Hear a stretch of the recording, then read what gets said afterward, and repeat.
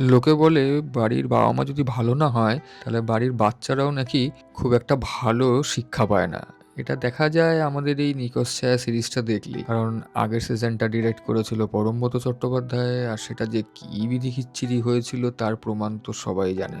কিন্তু যখন নেক্সট সিজনটা এলো আর ডিরেক্টর বদলে গেল, অ্যাক্টিং থেকে শুরু করে স্ক্রিন প্লে থেকে শুরু করে ক্যামেরার কাজ, everything, each and everything just extraordinary লেভেলে পৌঁছে গেল। আরে ঘেনু অব্দি অ্যাক্টিং করছে। হইচইতে আসা এই নতুন 'নিখোঁজ ছায়া' সিজন 2 বেশ ভালো হয়েছে। আমি তো বলব খুবই ভালো হয়েছে। ওদের বাদবাকি প্রতিকটা সিরিজের তুলনায় মেন যে বইয়ের গল্প থাকে তার সাথে এই গল্প মিলবে না। আর সেটা মেলা উচিতও নয়, কারণ একদম বইয়ের মতন পুরোপুরি হুবহু বানানো ইজ ইম্পসিবল।